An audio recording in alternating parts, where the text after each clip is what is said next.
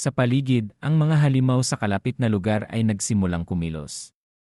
Naririnig ang mga yabag sa lupa, at sunod-sunod na lumitaw ang mga halimaw na mabilis na sumugod patungo kay Suho. Ngunit kalmado si Suho at nagsalita, gaya ng inaasahan ko. Nagulat si Beru na nasa tabi niya. Oho! Hindi ko akalain na maaakit mo ang mga halimaw sa pamamagitan ng paggamit ng trompeta. Talagang napakagaling mo, Suho. Hinawakan ng mahigpit ni Suho ang kanyang kamao. Agad-agad, nagningning ang kanyang mga mata at buong lakas na ipinukol ang kanyang kamao sa isang halimaw. Mabilis ang suntok ni Suho at tinamaan nito ang halimaw na napangiwi sa sakit. Hindi siya tumigil at patuloy na sumuntok sa ibang halimaw. Dahil sa kanyang lakas, umimpis ang mukha ng halimaw. Muling umatake si Suho at bawat halimaw na sumugod ay napuruhan.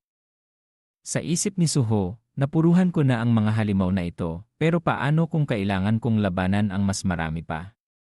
Muli niyang ginamit ang trompeta para tawagin ang iba pang mga halimaw. Lumabas ang abiso ng sistema, gumamit ka ng trompeta para tawagin ang mga halimaw sa malapit. Kasabay ng tunog ng trompeta, lumabas ang abiso, gumamit ka ng trompeta para tawagin ang mga halimaw sa malapit. Sa bawat pagtunog, dumagsa ang mga halimaw, iba't iba ang uri at nakakatakot. Pero natuwa si Suho. Sa wakas, mayroon na rin. Sabay-sabay na humarap sina Suho, Gray, at Beru sa mga halimaw. Itinaas ni Suho ang kanyang kamay at sumigaw, umatake. Mabilis na sumugod si Gray sa harap ng isang halimaw at idiniin ito sa lupa. Sinugod din ng ibang mga halimaw, ngunit hinarang sila ng kanyang mga kasama. Patuloy na lumaban si Suho, at mas lalo siyang naging agresibo na naging dahilan ng pagbagsak ng mga halimaw. Lumabas ang abiso ng sistema, misyon, pang-araw-araw na misyon, linisin ang madilim na piitan 100 halimaw, 107 paghahati 110 decurion halimaw, 10 paghahati 10 centurion halimaw. Isa paghahati isa, matapos ang 3 oras ng pangangaso, napagod si Gray at napahiga sa lupa, nahirap huminga. Lumabas ang abiso ng sistema, na kumpleto mo ang pang-araw-araw na misyon, linisin ang madilim na piitan. Nakakuha ka ng gantimpala mula sa misyon. Suriin ang gantimpala. Tanggapin o tanggihan. Hinimas ni Suho ang kanyang baba at nag-isip. Nakita ni Beru ang kanyang pag-aalinlangan at nagtanong, may problema ba, mahal na hari? Sinabi mo na parang may mali sa pagbilang ng misyon. Nakumpleto na natin ang layunin pero patuloy pa rin itong nagbibilang. Misyon, pang-araw-araw na misyon, linisin ang madilim na piitan 100 halimaw, 107 paghahati 110 decurion halimaw, 10 paghahati 10 centurion halimaw, 1 paghahati 1. Biglang umiti si Suho. Gulat si Gray na tila natakot sa kanyang nakita. Tuwang-tuwa si Suho. Kung patuloy itong magbibilang, maaaring may nakatagong gantimpala. Tignan natin kung hanggang saan ito aabot. Misyon, pang-araw-araw na misyon, linisin ang madilim na piitan 100 halimaw, 200 paghahati 110 decurion halimaw, 20 paghahati 10 centurion halimaw, 2 paghahati 1. Lumabas ang abiso ng sistema, na kumpleto mo ang pang-araw-araw na misyon, linisin ang madilim na piitan. Nakakuha ka ng gantimpala mula sa misyon. Suriin ang gantimpala. Tanggapin o tanggihan. Nakahiga si Gray at nakatulala sa kawalan. Lalo pang nagalak si Suho. Talagang may nakatagong gantimpala. Agad niyang sinabi, tanggapin. Lumabas ang abiso, makakatanggap ka ng mga sumusunod na gantimpala. Gantimpala 1, pagpapanumbalik ng kalagayan gantimpala 2, panandang pandagdag 3 sa stat points gantimpala 3, pinagpalang random box gantimpala 4. Sinumpang random box, tanggapin ang lahat. Tanggapin o tanggihan. Masayang sinabi ni Suho, tanggapin. Lumabas ang unang gantimpala. Gantimpala 1, pagpapanumbalik ng kalagayan. Tuwang-tuwa si Suho. Lubusan na akong nakabawi tulad noong nag-level up ako. Magagamit ko ito kung masugatan ako sa laban. Patuloy na tinanggap ni Suho ang mga gantimpala. Tanggapin ang pangalawang gantimpala. Habang tumataas ang level, mas mahirap kumita ng stat points, pero dahil sa mga pang-araw-araw na misyon, mas lalo akong lumalakas. Ang kasalukuyang stats ni Suho ay, pamagat, Iron Blood Monarchy, 2,550 mana, 270 lakas, 35 pisikal, 27 bilis, 27 intellect, 27 reflex, 27 natitirang points, 8 passive skills, wala active skills, ruler's authority level 1. Nag-isip si Suho, at sa huli, lumabas ang abiso, kailangan mong pumili sa 2 random box. Alin ang pipiliin mo? Pinagpalang random box, ibibigay sa manlalaro ang anumang gusto nila. Sinumpang random box, ibibigay sa manlalaro ang anumang kailangan nila. Sumandal si Suho sa puno at nag-analisa. Kung pipiliin ko ang gusto ko, maaaring walang silbi ang makukuha ko. Pero kung pipiliin ko ang kailangan ko, baka hindi ko magustuhan ang makukuha ko. Nag-alala siya. Pero mas malawak ang saklaw ng gusto ko. Sa ngayon, mas marami akong kailangan. Pagkatapos ng mahabang pag-iisip, pinili niya ang sinumpang random box. Nakakuha ka ng sungay ni Vunkan. Lumabas ang bagay. Nagulat si Suho. Guantes. Paliwanag. Ng sistema, sungay ni Vunkan uri, guantes rare, positibo 40 attack guantes na ginawa mula sa sungay ng sakim na demonyong si Vunkan. Nagpapataas ng pinsala dahil sa kapangyarihan ni Vunkan na nananahan sa loob. Epekto, hangad na pagkasira, nagpapataas ng pisikal na pinsala ng 30%. Epekto, kagat ng demonyo, ang kapangyarihan ni Vunkan ay lalong lumalakas ayon sa bilang ng kaluluwa ng demonyo na nilamon. Bilang ng kaluluwa ng demonyo na nilamon, 0, hindi ko laging pwedeng gawing sandata ang mga shadow soldiers, kaya kailangan ko ng sarili kong sandata. Sakto ito, sabi ni Suho. Isuot ni Suho ang guantes na ibinigay sa kanya at sinubukan ang kanyang unang suntok. Nagpapataas ng 30% ng pisikal na pinsala. Ibig sabihin, tataas ang value ayon sa bilang ng demonyo na papatayin ko. Medyo mabigat, kaya ilalagay ko ang lahat ng points sa lakas. Tumalo ng lakas mula 35 hanggang 43. Tuwang-tuwa si Suho. Siguro dapat kong dagdagan ang bilang ng sandata sa pamamagitan ng pagtalo ng mga halimaw. Lumabas ang abiso, nagbabago ang kalagayan ng kasama mo. Ang katapatan ng kasama mong si Gray ay nagbago mula sa paghanga patungo sa takot. Sinabi ni Beru, hindi po shadow soldier si Gray na walang limitasyon sa lakas. Nanginginig si Gray sa takot. Napansin ito ni Suho. Ay, pasensya na. Hanggang dito na lang tayo ngayon. May kailangan pa akong hanapin sa labas. Lumabas ang abiso, umalis ka na sa madilim na piitan. Tanong ni Suho, anong pangalan ng guild na may kaugnayan sa Hyena Guild? Reaper, tama ba? Sumagot si Beru, tama po. Nagtanong muli si Suho. Saan ako dapat magsimulang mag-imbestiga? Biglang tumunog ang kanyang telepono. Nagulat si Suho nang makita ang pangalan sa screen. Siya. Suho, tulungan mo ako. Nasa Shun Station ako, delikadong lugar. Kumakaway si Lim Dog-yun. Suho, salamat at pumunta ka, sabi niya. Lumapit siya kay Suho at nagpatuloy, kailangan kong pumasok sa piitan ngayon, pero walang sumasagot sa mga porter. Nagtanong si Suho, walang pumapasok. Sumagot si Lim Dog-yun. Ganoon nga.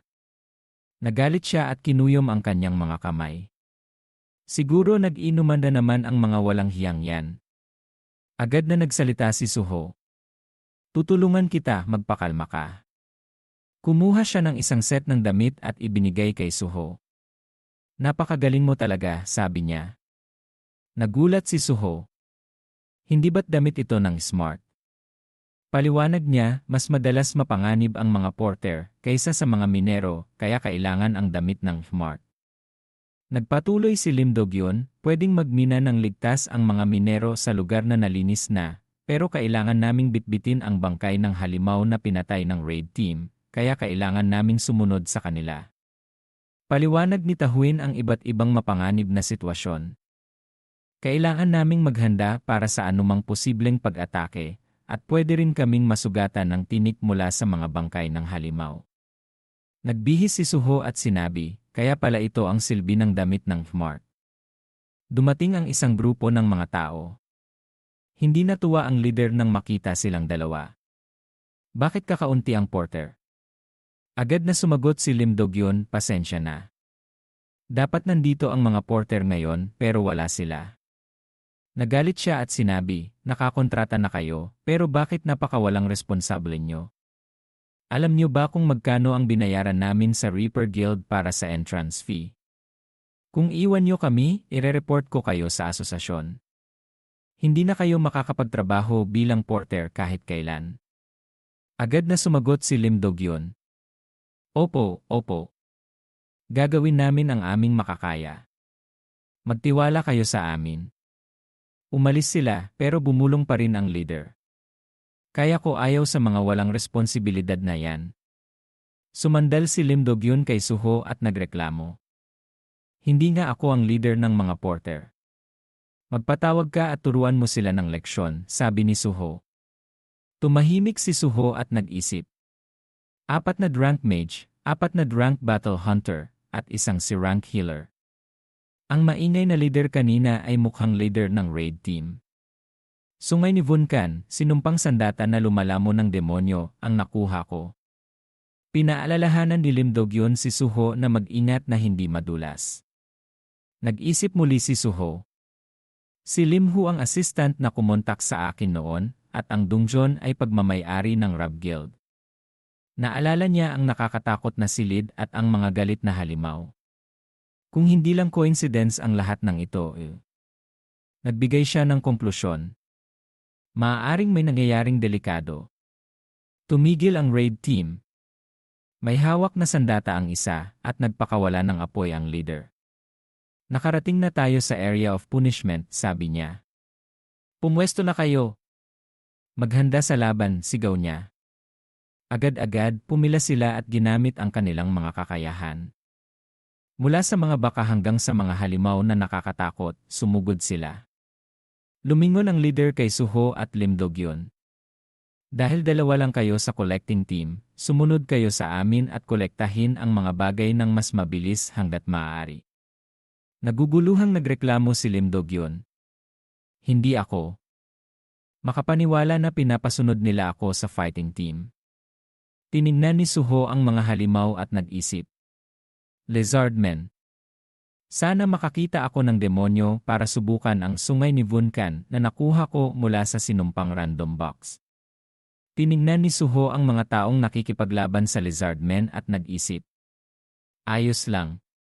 Magandang oportunidad ito para makita kung paano lumaban ang isang grupo ng hunter. Pag-aaralan ko kung paano lumalaban ang mga magkakaibang hunter ng magkasama. Hinawakan ni Suho ang susi sa kanyang kamay. Dahil natapos ko ang pang-araw-araw na misyon, mayroon na akong maraming Elite Goblin at Commander Goblin. Bumangon ka, sabi niya. Lumitaw ang Shadow Soldiers. Dahil tumaas ang intellect ko, tumaas din ang bilang ng Shadow Soldiers na pwede kong kontrolin. 7 Shadow Soldier ang ipinatawag ko para tumulong sa akin. Bumagsak ang Lizardmen sa lupa. Nakatayo lang ang mga hunter at pinagmamasdan ang sitwasyon. Tapos na tayo dito. Magpahinga muna tayo, sabi ng isa sa kanila. Tumingin ang leader at sumagot, ngayon pa lang kayo magpapahinga. 2 lang ang collecting team. Baka makasagabal lang sila kung patuloy tayong manghuli. Biglang nagbago ang tingin ng leader. Nagulat siya nang makita si Suho. Ano yan? Tapos na silang mangolekta. Masigasig na nililinis ng Shadow Soldiers ang mga bangkay ng Lizardmen at inilalagay sa loob ng container. Kapag kasama natin si Suho, napakadali ng lahat. Mas mabagal ang attacking team kaysa sa inaakala ko. Nang makita ang Shadow Soldiers, sumigaw ang leader. Anong spell ang ginamit mo? Sumagot si Suho. Bakit mo tinatanong? Nag-alala si Lim Do-gyun. Gagawa na naman kaya siya ng gulo? Biglang hinawakan ng leader ang kamay ni Suho. Tuwang-tuwa siya. Pakiusap, maging eksklusibong collecting team kayo ng grupo namin. Sumagot si Suho, wala akong balak maging collector habang buhay. Natakot siya at sumigaw, babayaran namin kayo ng pinakamataas na presyo sa merkado. Biglang sumigaw ang nasa likod. Leader, may malaking problema tayo. Nakakita kami ng patay na katawan, sabi niya. Nagulat ang leader. Patay na katawan? Isang bangkay na walang damit, tanging punit-punit na pantalon na lang ang natira. Nasunog ang buong katawan. Lumapit ang leader sa bangkay. Siya nga. Base sa gamit at damit, mukhang ordinaryong tao ito, sabi ng isa. Wala akong naririnig na may gumagamit ng apoy sa mga halimaw dito, sabi niya. Naguguluhang sabi ni Lim Do-gyun, Suho, bakai. Sumagot si Suho, sa tingin ko, sila nga. Nagmukha siyang mapanganib. Isa itong fire-attributed undead. Nagulat ang leader. Fire-attributed undead. Ibig sabihin, ang mga bagong halimaw na gumagamit ng asul na apoy. Sumagot si Lim Do-gyun, medyo sigurado ako. Isang aksidente na kinasasangkutan ng fire-attributed undead ang nangyari sa universidad namin. Sumigaw ang hunter, may isa pa sa sulok na ito. Sa ibang sulok, may isa ring nag-ulat. May isa rin dito. Leader, dapat na ba nating itigil ang pangangaso at airport ito sa asosasyon? Nag-isip ang leader. Pero base sa damit ng mga bangkay, ordinaryong tao sila, hindi mga hunter. Puro at si rank awakened beings ang grupo ko. Siguro kaya na natin ito. Pagkatapos niyang mag-isip, nag-utos siya, magpatuloy tayo sa pag-atake. Sumagot sila, tama. Dapat lang. Nag-isip si Suho, nagpapatuloy pa rin sila sa sitwasyong ito. Agad niyang pinaalalahanan, mas nakakatakot ang fire-attributed undead kaysa sa inaakala mo. Galit na sumigaw ang leader, ako ang nagdedesisyon dito. Collectors, kunin niyo ang gamit ninyo at sumunod sa amin. Nag-alala si Lim Do-gyun. Kailangan ko na namang harapin ang fire-attributed undead. Tanong ni Suho, mayroon kang kasanayan sa pagtakbo, tama ba? Nagtanong si Lim Do-gyun, bakit mo biglang tinatanong? Sumagot si Suho, tumakbo ka kung may nangyari. Hindi ko alam kung anong panganib ang naghihintay sa atin. Pagkatapos niyang sabihin yon, pumasok siya kasama ng mga hunter. Sa loob, maraming fire-attributed undead ang sumisigaw.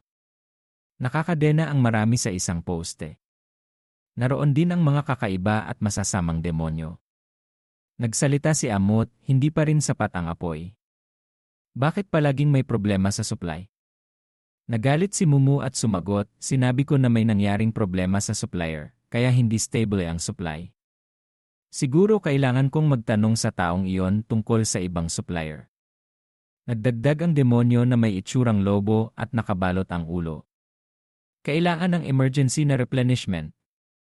Nairita si Mumu sa kakulangan at sinabi, hindi ako makapaniwala na ang Hina Guild, ang supplier namin, ay napuksa.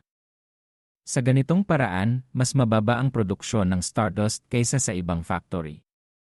Biglang nakaramdam ng paggalaw si Amut at napansin ang kakaiba. Nakakaramdam ako ng presensya sa itaas. Mga hunter. Napakagaling.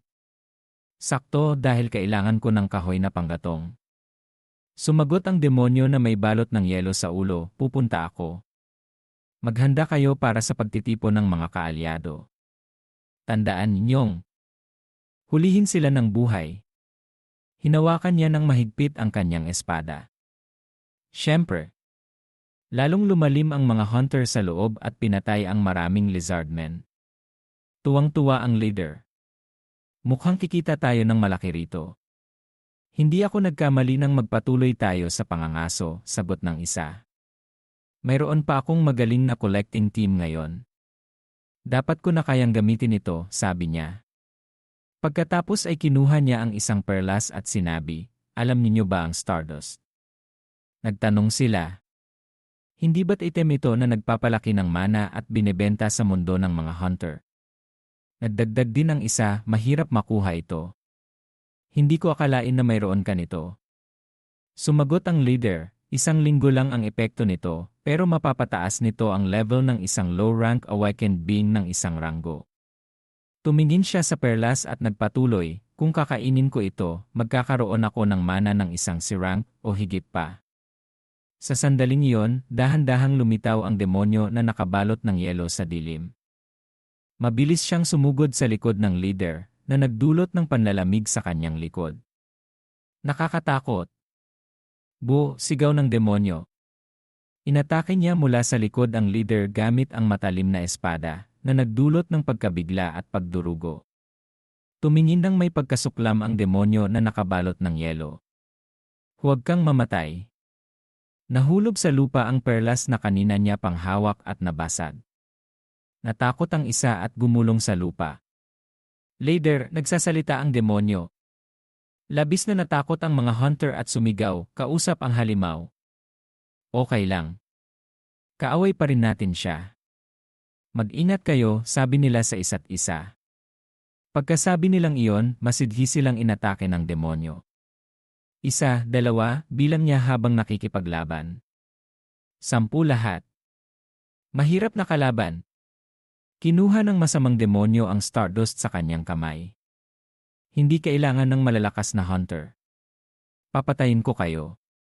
Nagniningning ang perlas sa nakakatakot na kamay ng masamang nilalang. Natakot ang mga hunter at sumigaw, ginagamit ng halimaw ang Stardust. Tama, sagot niya nang nagbibiro. Nang marinig nila iyon, sumigaw sila, kailangan natin siyang patayin bago pa magkabisa ang Stardust.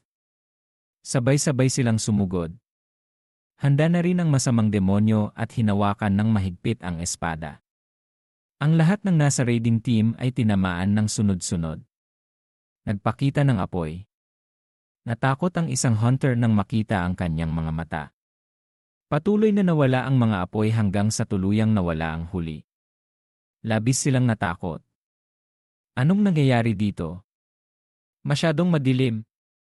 Hindi ako makakita. Ang mga sigaw ay umalingaw-ngaw sa kadiliman. Dugo ang pumula sa espasyo. Ang masamang demonyo ang nalabi sa dulo. Dugo ang kanyang katawan, hawak ang espada, at kaladkad ang katawan ng isang tao. May pagmamalaki siyang sumigaw, nakakolekta na ako ng kahoy na panggatong. Lumabas ang abiso, nabuo ang misyon. Tahimik na nakatayo si Suho at nakatingin sa abiso. Misyon, nailigtas ang mga nakaligtas, may mga taong nabihag ng demonyo. Iligtas sila.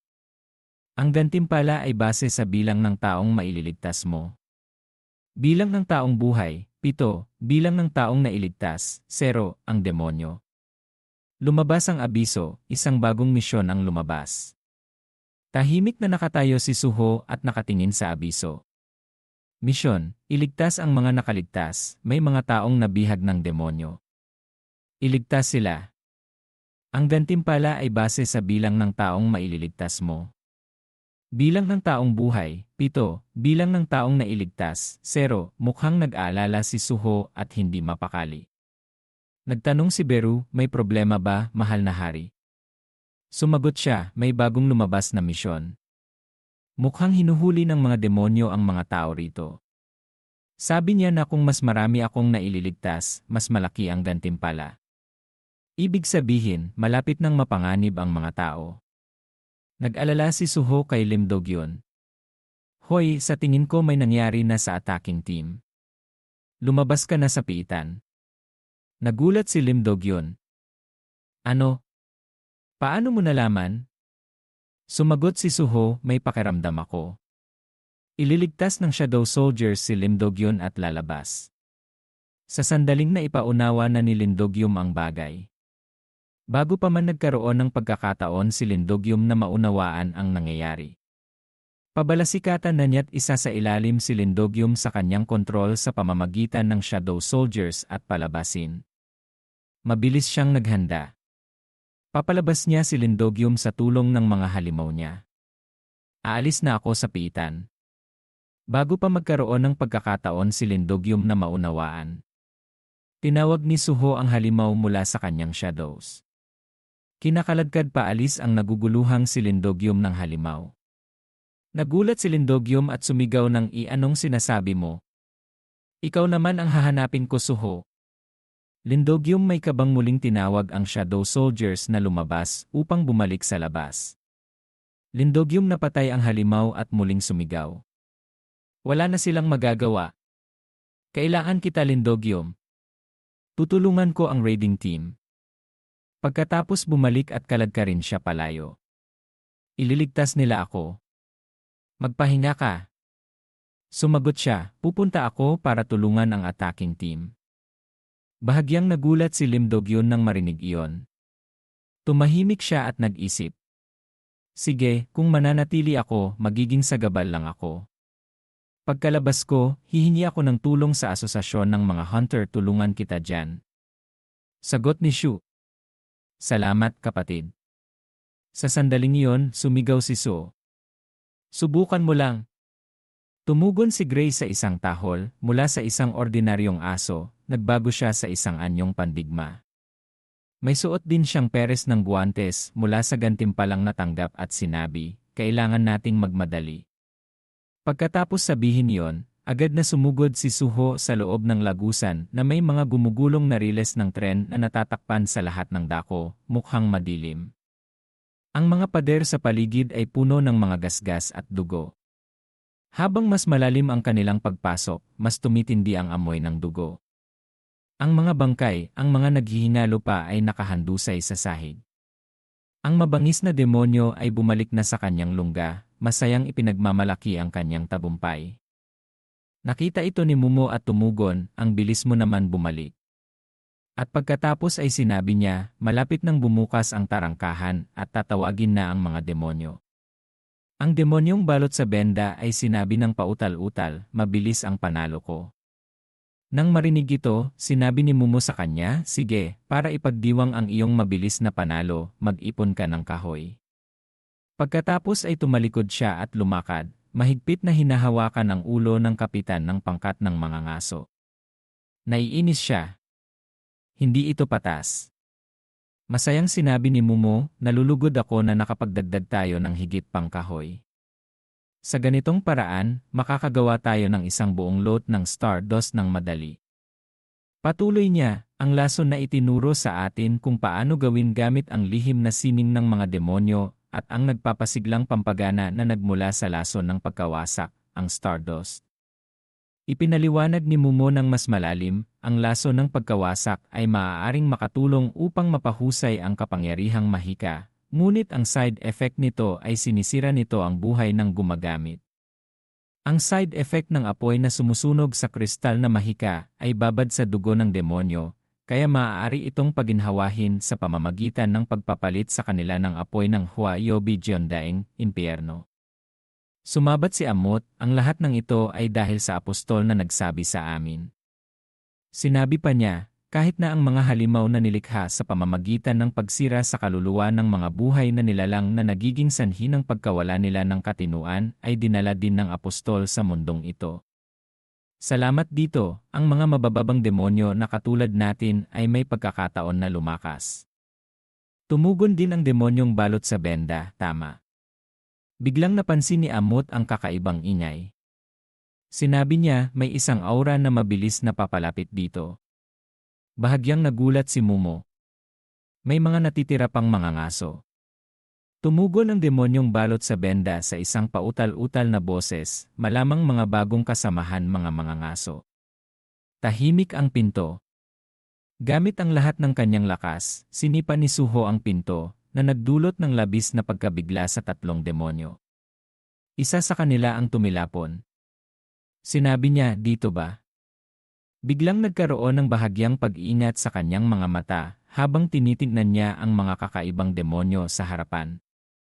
Naisip ni Suho, mga demonyo ba sila? Pagkatapos ay inilibot niya ang kanyang mga mata sa likuran, tinitingnan ang mga taong nakagapos na nasusunog. Naisip niya, ang mga bagay sa likod nila ay nagbigkis sa mga Huayobi at sinunog sila. Iyon ba ay isang uri ng ritual? Anunsyo, bilang ng mga nakaligtas, 7.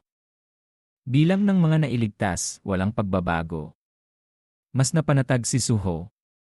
Buti na lang at ligtas pa rin ang mga nakaligtas.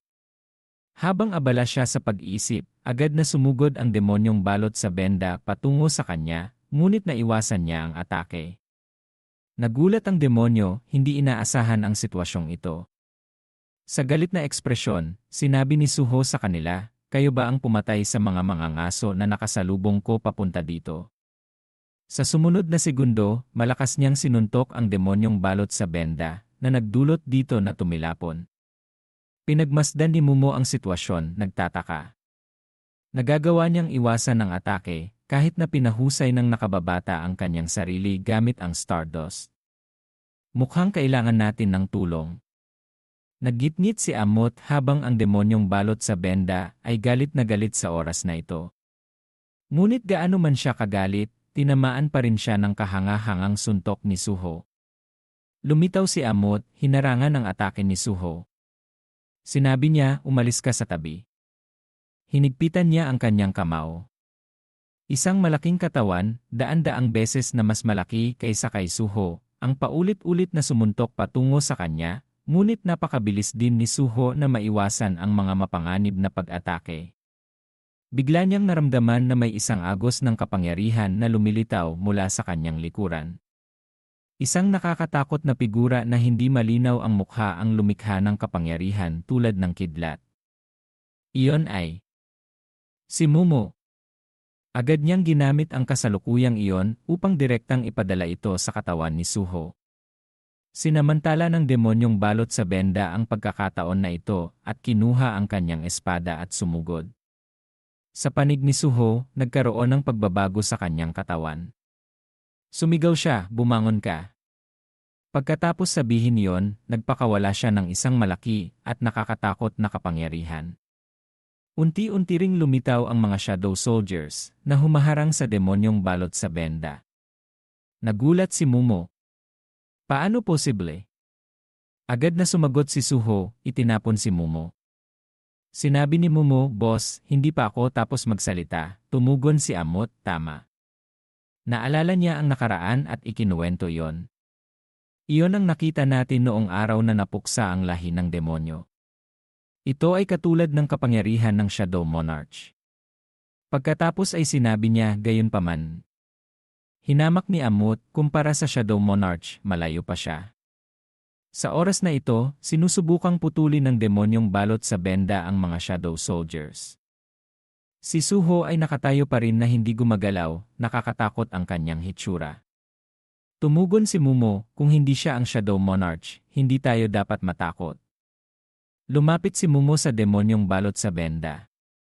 Naisip ni Suho, kung makikipaglaban ako sa bawat isa sa kanila, mas mahina sila kaysa kay Broky, ngunit kung magtutulungan sila, magiging mahirap para sa akin. Sinubukan niyang mag-isip ng isang paraan. Kahit na patuloy akong magpatawag ng mga mahika halimaw, magiging pag-aaksaya lamang ito ng mahika. Kailangan kong gamitin ang paraan na yon. Lumitaw si Beru at sinabi, "Shadow Monarch, ngunit alam mo na, hanggang sa isang punto lamang ako kumakain ng mga bangkay kung saan nababasa ko ang kanilang mga alaala. Ang iba pa ay dapat itapon." Habang tumatagal ang patay na Shadow Soldier, mas humihina sila. May dahilan ba kung bakit pinili mong panatilihin ang bangkay na ito? Naisip ni Suho at tumugon, "Iniisip ko lang ang isang bagay nang makita ko ang huling sandali ni Broky." Naalala niya ang nakaraang labanan. Kung ang huling labanan niya ay puno ng panghihinayang dahil kinokontrol siya ni Itag, marahil ay tutulungan niya ako at magiging isang galit na mandirigma. Kung gagamitin ko ang kapangyarihan ng kadiliman sa kanya. Pagkatapos ay sinabi niya, "Ngunit kung gusto kong gawin yon, kailangan kong pahintulutan ni Gray." Lumingon si Suho kay Gray at tinanong kung okay lang iyon. Tumango siya ng masaya, sumasang-ayon. Sa sumunod na segundo, kinuha ni Suho ang sample sa kanyang kamay at itinanim ito sa lupa. Sumigaw siya, "Bumangon ka." Naisip niya, "Broky, kung nagsisisi ka, bibigyan kita ng pagkakataong lumaban. Kung mayroon kang pagnanais na yon, tumugon ka sa akin." Ang patay na katawan ay nakahiga pa rin. Isang napakalaking kapangyarihan ang lumitaw at pumasok sa katawan na iyon. Mukhang nagising na ito na lumilikha ng isang malakas na pagyanig. Nakatayo pa rin si Suho sa posisyon ng pagtawag mula kanina. Sa harapan niya ay isang malaking halimaw. Sumigaw ito ng napakalakas. Ito ay isang broki, antas isa, isang karaniwang isa. Nang makita ito, kinilabutan si Mumo at sumigaw, broki ng Linggo Guild.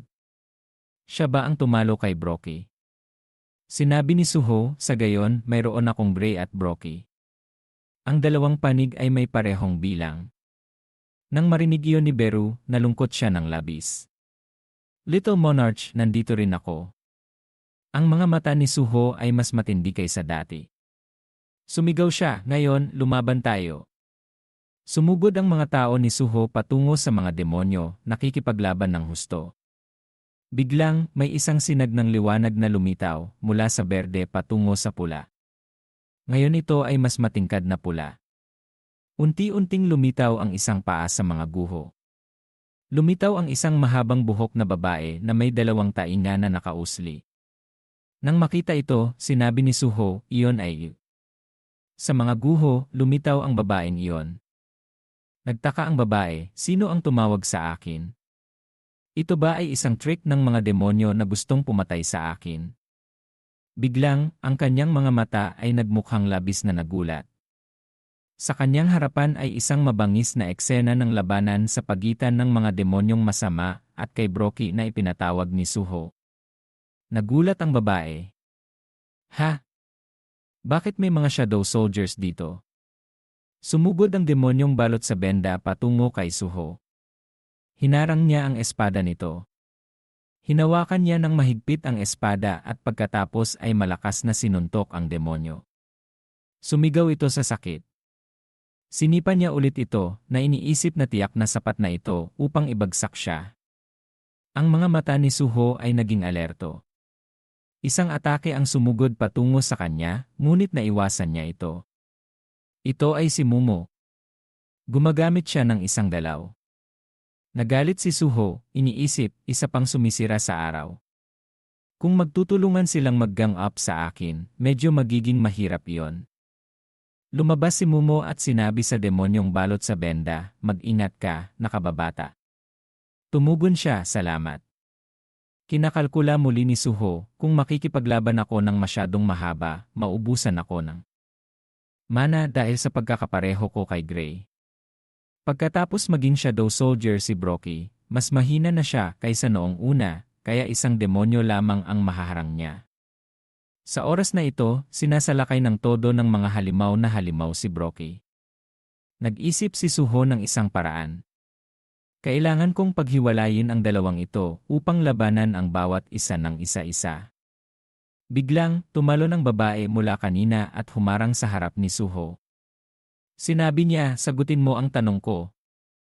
Bahagyang nagulat at naguguluhan sina Mumo at Suho. Hinigpitan niya ang kanyang espada, galit ang kanyang mukha. Sinabi niya, nasaan si Sung Jinwoo? Nang marinig ni Suho ang pamilyar na pangalan, naisip niya, hinahanap ng babaeng kabalyero na ito ang aking ama. Saan siya nanggaling? At bakit siya nasugatan? Sumugod si Beru, labis na nagulat. Hoy, anong ginagawa mo dito? Sinabi ng babae na yon, nagulat, Beru ba yan? Si Beru ito. Ikinagagalak kitang makita, ngunit nasaan ang katawan mo? Tanong niya. Nasaan si Sung Jinwoo? Sino ang lalaking kasama mo? Tumugon si Beru, mahabang kwento. Nasaan si Suho? Sinabi ng demonyong balot sa benda, isang demonyo na nagpapatawag ng isang alay. Tumugon si Mumo, tama, ngunit mukhang pamilyar siya sa mga lalaking iyon. Kung kakampi siya nila, medyo magiging mahirap iyon. Masayang sinabi ni Eso, kung nandito si Beru, nangangahulugan iyon na nagawa niya ito.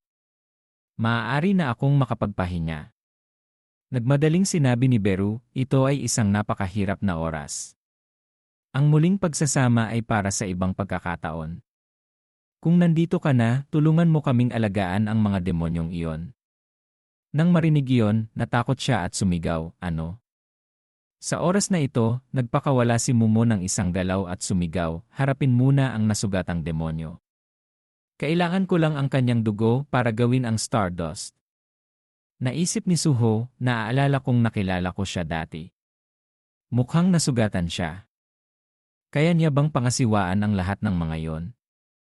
Tumugon si Beru, walang magagawa sa kanya ang mga mababang demonyo. Patuloy ni Beru, nang wasakin ng aming Panginoon ang mundo ng demonyo, ang kanyang pamilya ang nag-iisang pamilya ng demonyo na natitira. Siya ang panganay na anak na babae ng pamilya Laad. Kung titingnan natin ito sa mga tuntunin ng tao, siya ay kasing lakas ng isang Srank. Nang marinig iyon, nagulat siya at naisip, isang Srank. Makakapanood ba ako ng isang Srank na lumaban? Naganap ang labanan sa pagitan ni Eso at ng mga demonyo, ngunit salungat sa sinabi ni Beru, mabilis siyang natalo. Nakahiga sa lupa si Suho at Beru, hindi pa nakakapagmasid sa nangyayari. Nagtataka si Suho, ano yon?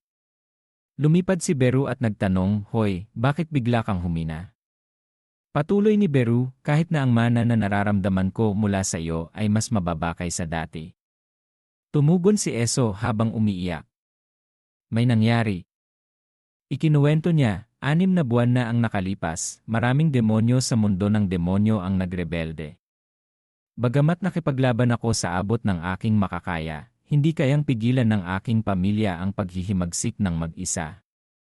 Nabuhay ako sa tulong ng ibang miyembro ng pamilya, ngunit ninakaw ang aking dugo habang tumatakas na nagdulot sa akin na mawalan ng kapangyarihan. Umiiyak siya at nagmamakaawa, "Beru, pautangin mo ako ng kaunting kapangyarihan." Walang awa si Beru, nagsasabi na magiging pag-aaksaya lamang ito ng mana. Nakiusap siya ulit. Ang taong pinakanahihirapan ay marahil si Suho. Nakatayo siya doon, iniisip, kailangan ko bang pasanin ang 2 pabigat na ito? Siya ay isang mahinang lakas. Nang marinig iyon ng mga demonyo, natuwa si Mumo.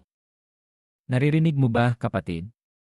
Tumugon si Mumo, medyo mahirap maramdaman dahil humina na siya, ngunit kung siya ay isang nakaligtas mula sa pamilya Laad, ito ay isang magandang pagkakataon para sa amin na kunin ang dugo ng maharlikang pamilya ng demonyo. Sa panig ni Suho, sinabi niya, kung makikipaglaban ako ng isa-isa, kaya kong alagaan ang isang demonyo. Sumagot si Beru, kung gayon mayroon akong isang magandang ideya. Pagkatapos ay lumikha siya ng isang pulang kapangyarihan at sinabi, ito ay isang magandang oras upang gamitin ang kapangyarihang iyon. Ang kapangyarihan na nakukuha ko muli pagkatapos mabawi ang kaunting mana. Agad na inilipat ni Beru ang enerhiya sa kanya. Anunsyo, ginamit ni Beru ang kasanayang malupit na utos. Anunsyo, pinatataas ng malupit na utos ang mga estatistika ni Eso ng 50%. Anunsyo, nagdulot ng pagkawasak bilang side effect.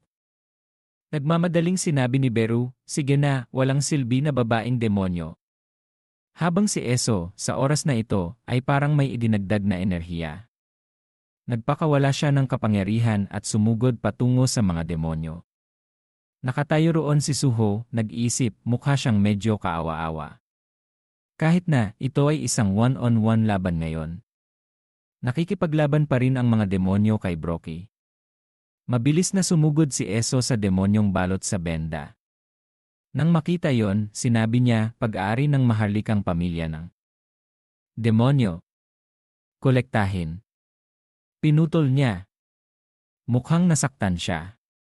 Mabilis na sumugod si Suho at pinabagsak siya. Patuloy niyang ginamit ang kanyang buong lakas. Malakas niyang sinuntok ang demonyong iyon.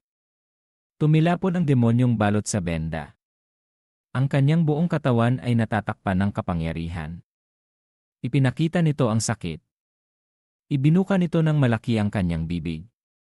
Ang kanyang mukha sa oras na ito ay hiniwa sa 2. Hinawakan ni Suho ang kutsilyo at tinaga siya ulit. Sa oras na ito, namatay na rin ang demonyo. Anunsyo, pinatay mo ang isang mababang demonyo. Anunsyo, ikaw ay umakyat ng antas. Tuwang-tuwa si Suho at sinabi, kunin mo ang unang panalo, ha? Lumitaw ang anunsyo. Kinain ng sungay ni Van ang masamang kaluluwa. Ang kaluluwa ay nakakain ng isang napakalakas na nakapipinsalang epekto. Dagdagan ng pisikal na pinsala ng 31%. Sa panig ng dalawang demonyo, umaatake sila ng husto. Natakot si Mumo at sumigaw, patay na ba si Junior? Anong gagawin ko sa baliw na babaeng ito? Naubusan na si Eso ng enerhiya. Anunsyo, naubusan na ng enerhiya ang target ng kasanayan. Natapos na ang epekto ng kasanayan. Muli, bumagsak siya sa lupa sa pagkabigla ng demonyo. Bago niya pa maunawaan kung ano ang nangyayari, mabilis na sumugod si Suho mula sa likuran at hinawakan ang kanyang ulo. Nagulat siya at sumigaw, ano? Sa isang iglap lamang, napatay na rin si Mumo. Patuloy ni Suho, i-multipliko ang atake ng 2 beses.